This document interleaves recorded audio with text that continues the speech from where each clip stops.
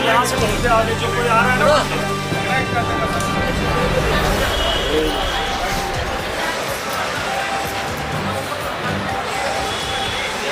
वो टैक्सी वाले के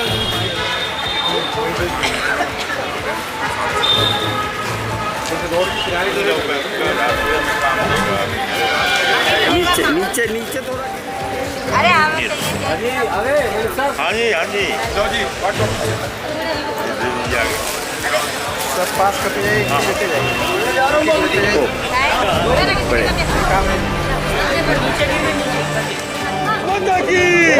हमारी मांगे पूरी करो, पूरी करो, पूरी करो। हमारी मांगे पूरी करो, पूरी करो, पूरी करो। हमारी मांगे पूरी करो, पूरी करो, पूरी करो। हमें मालिकाना हक दो, हमें मालिकाना हक दो। कॉलोनियां जो रेगुलेशन प्रोसेस से बाहर हो गई थी, इस संदर्भ में जो रिपोर्ट भारत सरकार को दिल्ली नगर निगम डीडीए नोडल एजेंसी के द्वारा भेजी गई वो तथ्य से अलग था, सही रिपोर्ट नहीं थी और 69 कॉलोनियों के साथ में अन्याय हुआ। इस सिद्धांत की करीब 4 सालों से हम सभी कॉलोनी निवासी झेल रहे हैं। सरकार के विभिन्न माध्यम, चाहे दिल्ली नगर निगम हो चाहे डीडीए हो, सभी दफ्तरों में 69 कॉलोनी के रिप्रेजेंटेटिव सम्मिलित। नमस्कार, आप देख रहे हैं बी न्यूज़ 24 और मैं हूं कैमरामैन हरबंश कुमार के साथ दीपक कुमार। आज मैं यहां पे छतरपुर के नंदा हॉस्पिटल के पास हूं और उसका जो कारण है, जो सरकार ने 1800 कॉलोनियों को पास के जो लिस्ट में रखा था, जिसमें से 1731 कॉलोनी को पास किया गया। 69 कॉलोनी के साथ सरकार ने सौतेला व्यवहार किया। और क्यों सरकार ने सौतेला व्यवहार किया, ये सबसे जो इसका मुख्य जो कारण है कि सरकार का कहना कि इन कॉलोनियों में रहने वाले लोग बहुत अमीर है, बहुत रिच है। लेकिन यहाँ पर आप आकर देखेंगे कि ज़्यादातर जो कॉलोनी है वो 200 गज और 100 गज से नीचे के लोग उसमें कॉलोनी है, उसमें लोग रह रहे हैं। तो यहाँ मैं लोगों से पूछता हूँ कि क्यों इनके साथ सरकारों ने सौतेला व्यवहार किया। तो सबसे पहले मैं करण जी से पूछता हूँ। नमस्कार। नमस्कार जी, अपना परिचय दीजिएगा। Karan Singh Yadav, Chhatarpur mini farm.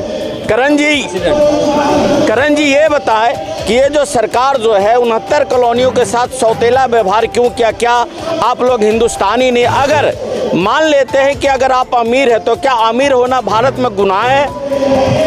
देखिए, अमीर होना भारत में गुनाह नहीं है। हम अमीर भी नहीं हैं और छोटे लोग भी हैं। 100 गज से लेके 200 गज 300 गज के प्लॉट हैं, यहाँ पर प्लॉट बने हुए हैं, फ्लैट बने हुए हैं। तो लोग जो रह रहे हैं, गरीब लोग भी रह रहे हैं, तो उनको जो हमें 69 कॉलोनियों को जो छोड़ा है वो उनके साथ अन्याय किया है, उनको भी शामिल रखना चाहिए। जबकि हम वोट देते हैं, टैक्स देते हैं, सब कुछ हम काम करते हैं, गवर्नमेंट के साथ हैं और गवर्नमेंट से हमारी गुजारिश यही है कि हमारी 69 कॉलोनियों को पास किया जाए। बहुत बहुत धन्यवाद आपका। एक बात बताइएगा सर, जो यहाँ पे मुझे लग रहा है कहीं ना कहीं आप लोगों के साथ जो सर्वेयर आया, जो अधिकारी आया, या कहें तो उनमें से कुछ दलाल लोग भी हो सकते हैं, इस तरह का जो सौतेला व्यवहार करने के, यानी कि रिपोर्ट सरकार को सही नहीं सौंपी गई। सरकार कहते कि यह कॉलोनी दिल्ली के रिच एरिया में बसा हुआ है, ये मेन रोड में बसा हुआ। तो एक चीज़ मैं पूछना चाहता हूँ कि क्या ये कॉलोनी रातों रात खड़ी हो गई, या सरकार की नज़र नहीं पड़ी, या डिपार्टमेंट का नज़र नहीं पड़ा? इंदर सिंह दैया, मैं यहाँ मिनी फार्म पे रहता हूँ। आपको ये बताएं कि ये जो 69 कॉलोनी है, इन 69 कॉलोनीज का स्टेटस और जो 1731 कॉलोनी पास कर दी गई उनका स्टेटस सेम है। कोई किसी तरह का टाइटल में फ़र्क नहीं है। उनसे भी जो पास कर दी गई, उनसे भी कम आय वाले लोग, गरीब लोग इन 69 कॉलोनीज में रह रहे हैं और ये भेदभाव की पॉलिसी ठीक नहीं है। एफुलेंट वर्ड तो धन्यवाद। अपना नाम और परिचय दीजिएगा। और मेरा ये सवाल है कि जो इन्होंने जवाब नहीं दिया कि ये जो दिल्ली के अंदर में सबसे पहले इतनी बड़ी अनथराइज कॉलोनी का जखीरा खड़ा हो गया, किसके सह पे? क्या एमसीडी की नज़र में नहीं आया, या दिल्ली पुलिस के नज़र में नहीं आया, या सरकार के नज़र में? तो क्या एक वोट बैंक है ये? मैं LC Sharma, president A1 block Birla farm Chhatarpur. Extension. देखिए, ये जो हमारे साथ भेदभावपूर्ण व्यवहार किया गया है, इसमें पूरा का पूरा भ्रष्टाचार छिपा हुआ है। वो ये इसलिए नहीं किया गया है कि क्वार्टर, वो जो जितने फ्लैट बनते हैं उनके ऊपर पैसा लिया जाता है, और सरकार जो है ना, कौन लेती है पैसा? जो भी एजेंसियां वहाँ काम कराती आप खुल के बोलिए, अगर अपनी आप आवाज उठा रहे हैं तो आपको खुल के बोलना है। एमसीडी, दिल्ली पुलिस, ये लोग जो हैं जैसे ही कोई काम करता है वहाँ पे आ जाते हैं, खड़े हो जाते हैं आकर के, और उन सभी लोगों से पैसे लेते हैं जो लोग बनाते हैं, फ्लैट बनाते हैं। जो अपना परिचय दीजिएगा सर। मैं अनिल त्यागी, डी ब्लॉक छतरपुर किले में रहने वाला हूँ। अनिल त्यागी जी, बीजेपी से संबंध है आपका या आम आदमी से? देखिए जी, हम जब पद पे थे तो हम निर्दलीय बने थे। अच्छा। हम किसी पार्टी से बिलोंग नहीं करते। अभी कौन सी पार्टी से हैं? अब मैं पार्टी के पे नहीं आया हूँ, मैं व्यक्तिगत तौर पे आया हूँ। मेरा खुद मकान, मेरा घर 69 कॉलोनीज में आ रहा हुआ है छतरपुर किले। तो अनिल जी, मेरा ये कहना है, चलिए आप पद पे भी रह चुके हैं और कहीं ना कहीं यहाँ पे पूरा भ्रष्टाचार ही दिख रहा है, क्यों भ्रष्टाचार से लिप्त है ये कहानी जो 69 कॉलोनी की है। कहीं ना कहीं यहाँ पे दलालों का और कहीं ना कहीं एजेंसियों का सबसे बड़ा हाथ है। जो सर्वेयर आया है उसी की सबसे बड़ी गलती मानी जाती है। जो आप सरकार को, जो अनिल जो बैच थे अपने उपराज्यपाल जी, उन्होंने 1800 कॉलोनी का लिस्ट दिया था सरकार को, जिसमें से 3 कॉलोनी का नाम उन्होंने पहले हटा दिया था, बचे 66। बाद में 66 को भी 3 के साथ यानी कि 69 कर दिया गया। तो मेरा यही कहना है कि अगर कोई बिल्डिंगें बनती है तो क्या रातों रात तो ताश का पत्ता के वो खड़ा हो जाता है, किसी का नजर में नहीं आते। जो आप सालों से रह रहे हैं इन कॉलोनियों में, लोग बचपन से बूढ़े हो गए, बूढ़े से अपने मतलब क्या पता अपने सफर भी खत्म करेंगे, इतने सालों से रह रहे हैं, और आज आप उसको अनथराइज कर रहे हैं। जो उनको कहता पैसे वाले हैं, इस तरह कह के उनके साथ सौतेला व्यवहार करते, तो क्या ये लोग पाकिस्तान के नागरिक हैं या बांग्लादेश या रोहिंग्या है, क्या ये? देखिए, मैं अभी आपकी जो परिचर्चा चल रही थी उस पर ध्यान से सुन रहा था। आपने कहा कि कुछ कॉलोनियों को फॉरेस्ट लैंड पे कह दिया जाता है। ये कॉलोनियाँ 90 से पहले बसी हुई हैं, फॉरेस्ट लैंड 93 के बाद हुआ है। तो जो फॉरेस्ट लैंड, जब ये कॉलोनियाँ बसी थी उस टाइम फॉरेस्ट का कोई नाम ही नहीं था। ये बहुत बड़ी चूक है। और दूसरी सबसे बड़ी चूक जो सरकार की रही है, जब भी इसका सर्वे हुआ, इन कॉलोनियों का सर्वे हुआ, तो यहाँ के जो निर्वाचित RWA के सदस्य हैं उनको साथ लेके सर्वे किया जाता है। ये नहीं होता कि अपने वहीं बैठे बैठे सर्वे कर दे।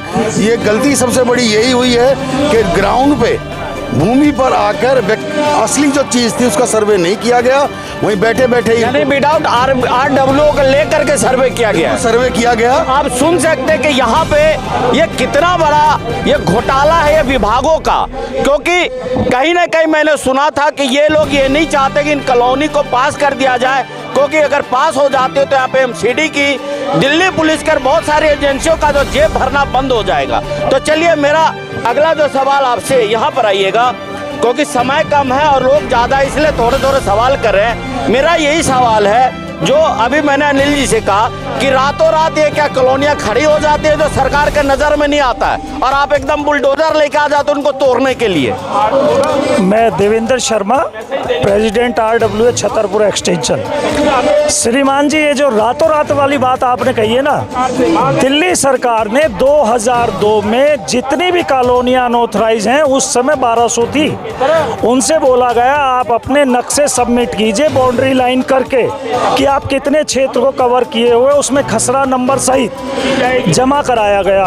उसके बाद 2007 में फिर दोबारा से शीला जी की सरकार थी कि आप अपने नक्शे सबमिट कीजिए, कोई एक्सटेंडेड हुआ है तो हम इसको सर्वे करके आपको रेगुलाइजेशन के लिए सर्टिफिकेट देंगे। 2007 में हम गरीब लोगों ने पैसे इकट्ठे करके पूरा स्केल वाइज, खसरा वाइज कि ये लैंड फॉरेस्ट है या नहीं है, जो ये इल्ज़ाम लगाते हैं फॉरेस्ट है, हमने पूरा प्रॉपर नक्शा बना के सबमिट सबमिट कराया। उसके बाद हमें स्टेडियम में बुला के देशराज में शीला जी के द्वारा हमें नोटिस वो सर्टिफिकेट प्रोविजनल सर्टिफिकेट बांटे गए। जब सरकार ने इतनी प्रक्रिया पूरी कर ली उसके बावजूद सरकार को एक एक इंच का पता है और जितनी भी ज़मीनें हैं जो कॉलोनियों की जो रेगुलाइज हो रही हैं अधिकतर कॉलोनियाँ किसानों की ज़मीन पर बनी हुई हैं जो अपनी सेल्फ मलकियत है। क्योंकि गांव छोटा है, लाल डोरा छोटा था, पब्लिक जब बढ़ती है स्ट्रेंथ बढ़ती है तो लोग अपने खेतों की तरफ चलेंगे। उन्होंने खेतों में घर बनाए हैं, कोई सरकारी ज़मीन नहीं है, कोई फॉरेस्ट ज़मीन नहीं है, प्रॉपर प्योर एग्रीकल्चर हमारी अपनी लैंड है और हमें सरकार अवेयर भी है इस चीज़ से।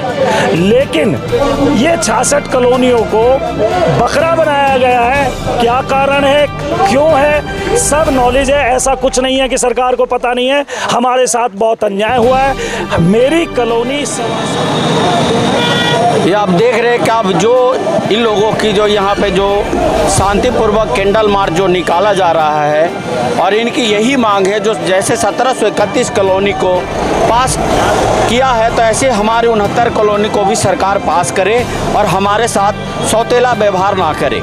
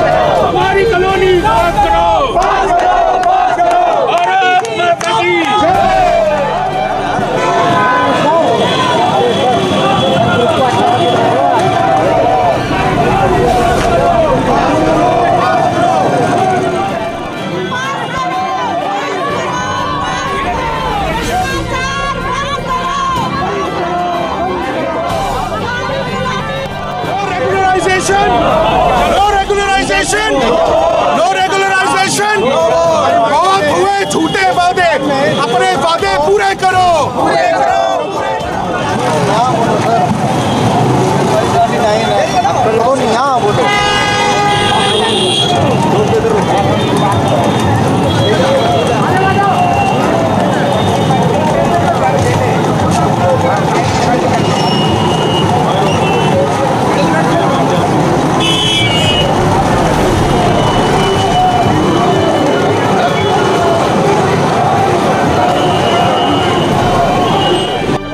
नंदा हॉस्पिटल से जो चलकर ये जो कैंडल मार्च है और ये जो आपका ये खाटू श्याम मंदिर के पास आया है और इनका जो एक ही जो डिमांड है जो 1731 कॉलोनी को पास करके 69 कॉलोनी के साथ क्यों सौतेला व्यवहार कर दिया गया। हमारे बीच में कुछ लोग हैं और बहुत सारी यहाँ पर टेक्निकल कहे या ऑफिशियली कहे या अफसरों की जो कहीं ना कहीं यहाँ पर धांधली भी कह सकते इस चीज़ में। जो सर्वेयर आया उन्होंने भी इनके साथ में बहुत बड़ा धोखाधड़ी किया। तो अभी चलिए हमारे बीच में कुछ लोग हैं, मैं इनसे बात करता हूँ। सर ये बताएं कि ये लोगों का जो आपका जो कैंडल मार्च है, इस जो मार्च में आप लोगों की क्या मांगे हैं, क्या डिमांड है? देखिए, मैं Santosh Mishra, general secretary 69 colony welfare association. ये हमारी मांग है कि 2019 में भारत सरकार ने जिस तरीके से 1731 कॉलोनियों को नियमित करके मालिकाना हक दिया था, वही समानांतर की कॉलोनी 69 कॉलोनियों को छोड़ा गया था। इसमें गलती जो नोडल एजेंसी डीडीए और नगर निगम की थी, जिन्होंने भारत सरकार को अपनी रिपोर्ट सौंपी थी, उनके वजह से हमारी कॉलोनियाँ जो 20 गज, 30 गज और 100 गज के दायरे में लगभग 70% की आबादी निवास करती है इन कॉलोनियों में, उन कॉलोनियों को धनादि कॉलोनी, सम्मिलित कॉलोनी घोषित करके नियमितकरण से बाहर कर दिया था। उसी की लड़ाई हम 4 सालों से लड़ रहे हैं। सरकार के विभिन्न दफ्तरों में, प्रधानमंत्री के कार्यालय तक हमने अपनी संवेदनाएं दी। अपनी संवेदना लेकर भारत सरकार के शहरी और आवास विकास मंत्री से, हरदीप पुरी जी से गेट टुगेदर हमने बात की। उनसे भी रिक्वेस्ट किया कि माननीय मंत्री जी, हमारे साथ नाइंसाफ़ी हुई है और इसको दोबारा सर्वे कंडक्ट करवाइए और इन कॉलोनियों को, जो 69 कॉलोनियाँ रह गई है, उनको भी पास करिए। इसी संदर्भ में आज मीटिंग बुलाई थी। चलिए, ये क्या लग रहा है कि ये कैंडल मार्च जो आप कर रहे हो, ये आक्रोश है आपका, क्या सरकार के पास जाएगा ये? I just wanted to say one thing. This is what we are doing is for our basic rights as the citizen of India. Some ministers are making the mockery of the entire system. Are these ministers above the constitution? Are these ministers above the High Court and the Supreme Court? High Court has clearly stated, why are you keeping the hot pot boiling? आप पास क्यों नहीं करते हो? ये दिल्ली सरकार को भी निर्देश हुए हैं, ये सेंट्रल गवर्नमेंट को भी निर्देश पास हुए हैं। क्या हमारे ये मंत्री अब उच्च न्यायालय को भी कुछ नहीं समझते क्या? गरीबों को समझना तो दूर की बात, ये तो अब हाई कोर्ट के और सुप्रीम कोर्ट जजों को भी कुछ नहीं समझ रहे। जब उन्होंने बोला है कि ये affluent word is totally against the constitution, once it is against the constitution, then who is the body who will look after us? We are being fighting from last so many years, but still we don't have water, we don't have sanitation, we don't have proper roads, we don't have infrastructure, we don't have nothing. We are talking about moon and sun, and in the year 2024 we are the deprived citizen of India, staying unfortunately now in the capital region, and we call it Rajdhani. I'm very sorry to say that we will not let this thing go forward like this. This is our hard-earned money, and we all are from service class category. We are from middle class families. Some of the people are over here are from the lower middle income group. But I just wanted to say one thing: pass कर दो, उसी में ही सबका भला है। ये अभी इन्होंने जो बातें कही, आप इधर आइएगा, कि सबसे बड़ी बातें हैं कि आपका वोट तो हर किसी को चाहिए, आपके पार्षद को भी चाहिए, आपको विधायक को भी चाहिए, आपके सांसद को भी चाहिए, और आपकी वोटों से ये मंत्री संतरी सब कुछ बन जाते हैं। और आपने जैसे कहा कि इन रोडों पर अगर यहाँ से वहाँ देखें तो बड़ी बड़ी बिल्डिंगों की लाइनें लगी हैं। क्या ये बिल्डिंग ऑथराइज है? क्या ये पास किया गया है? इनका पास किया गया तो इनको परमिशन किसने दिया? लेकिन अगर आज 20 गज, 30 गज, 50 गज में जो लोग रह रहे हैं, उस लोगों को के साथ में ये लोग अन्याय कर रहे हैं, ऐसा क्यों? आप देख रहे हैं, बिल्डिंग आपने बोल ही दिया है, लेकिन जब करप्शन जो है ना सर पे चढ़ जाता है ना, चाहे वो एमसीडी का हो या डीडीए का, तो ये पैसा इकट्ठा होके कहीं तो जाता ही है। ये किसके पास जाता है? ये मंत्रियों के पास ही जाता है। बड़ा सीधा सा मैं बिल्कुल क्लियरली बोल रहा हूँ, ये लोग पैसा इकट्ठे करते हैं, ये गवर्नमेंट एजेंसीज पैसा इकट्ठा करती है, वो रिश्वत है। पैसा ये डेवलपमेंट के लिए नहीं है, ये रिश्वत का पैसा है जो ऊपर तक पहुँचता है। इनकी इंटेंशंस रेगुलर करने की नहीं है, ये अपने मॉल्स बना रहे हैं क्योंकि इसमें पीछे मंत्रियों का हाथ है। बस यही कहना चाहूँगा, हमें नियमित करो। तो क्या इस मॉल्स के लिए कोई आवाज़ नहीं उठ रहा? इनके लिए कोई कानून नहीं है क्या? धनाढ़ लोग हैं। धनाढ़ तो आपको कह रही सरकार। हाँ, बस यही तो क्वेश्चन है। वो धनाढ़ हैं, उनकी तो मल्टी स्टोरी है, लेकिन जो हमारे यहाँ 20 गज में रह रहा है, जो तो जैसा कि अभी इन्होंने जो आपने अभी क्या कह रहे, तो अपनी बात को पूरी कीजिए। हमारे यहाँ छतरपुर के अंदर एमपी साहब आए थे और एक बहुत बड़ी मीटिंग की गई थी। कौन आए थे? एमपी साहब का नाम क्या है? रामवीर रमेश विदुड़ी जी आए थे। उन्होंने वादा किया था कि एमसीडी के चुनाव से पहले हम इन कॉलोनियों को पास करा देंगे, लेकिन उन्होंने पास नहीं कराई, जिसका नतीजा उनको भुगतना पड़ा बीजेपी को कि दिल्ली के अंदर सारी की सारी उनकी सीटें हार गई। आगे भी अगर चुनाव में टिकट विदुर जी को मिलता है तो यही हश्र उनका भी होगा अगर हमारी कॉलोनी पास नहीं कराई गई। धन्यवाद। चलिए, अगर आप ये वीडियो YouTube पर देख रहे हैं तो हमारे चैनल को सब्सक्राइब करें और बेल आइकन को दबाना ना भूलें। अगर आप Facebook पर ये वीडियो देख रहे हैं तो हमारे पेज को लाइक करें।